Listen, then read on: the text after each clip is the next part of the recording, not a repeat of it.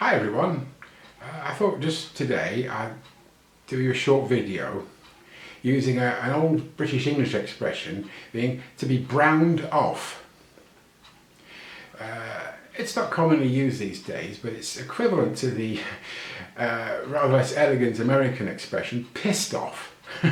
So I thought I'd, with that theme, I would offer you some watches with brown dials.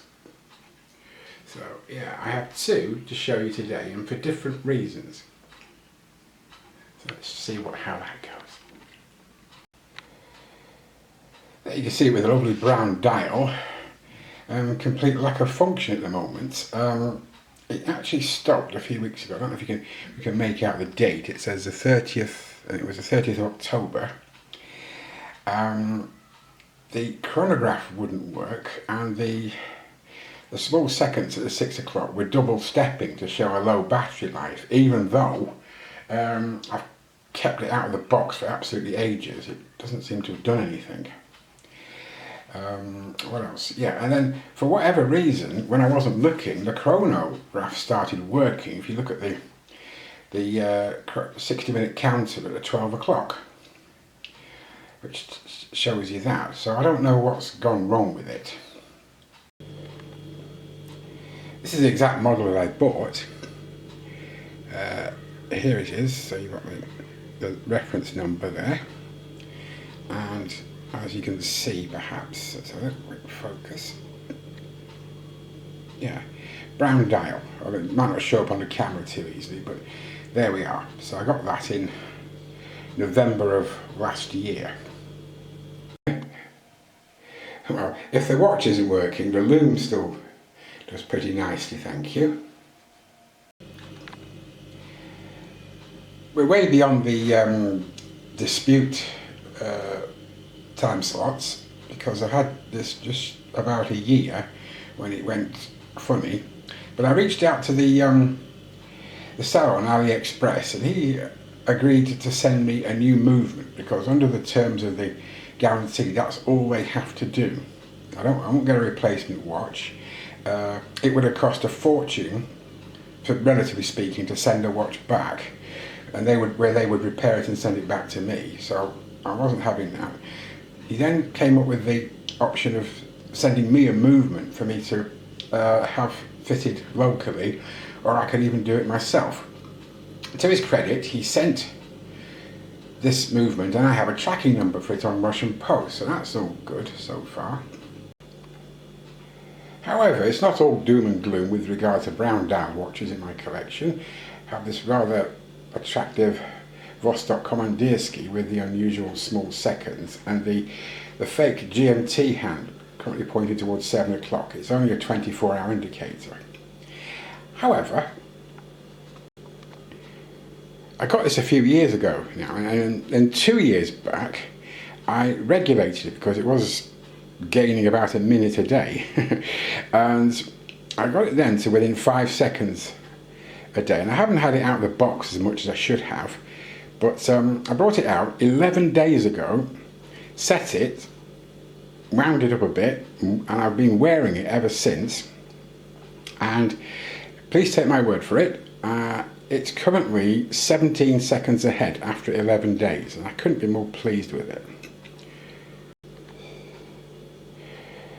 And yeah, I took it off. I had it on a brown leather strap, but I couldn't get a proper fit. The holes were too far apart. So I've got it on this. As you can, it's a Pagani design strap. I took that off another watch from Pagani Design, of course, that I no longer have in the collection. I gifted it, should we say. Yeah, but I like this. It goes quite well, so it matches any outfit, you know, in case you're wondering.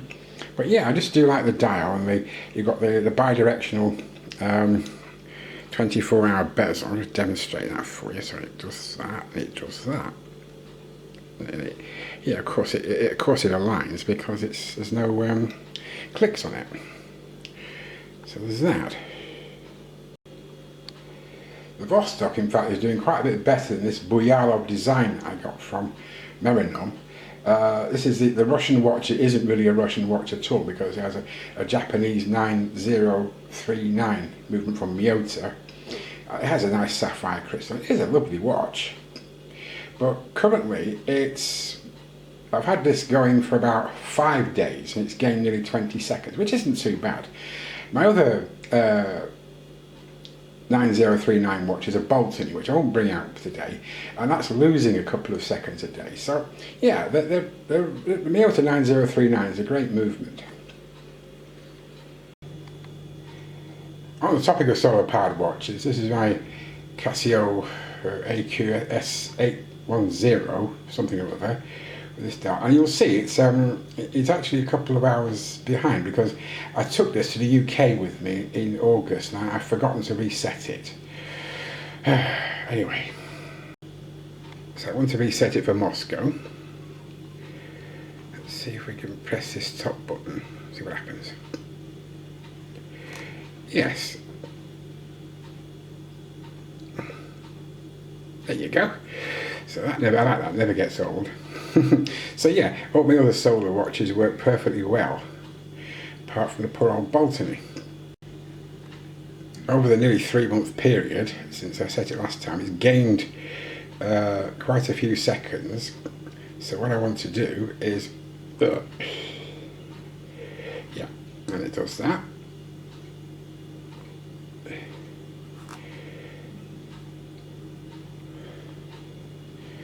Not. Yeah.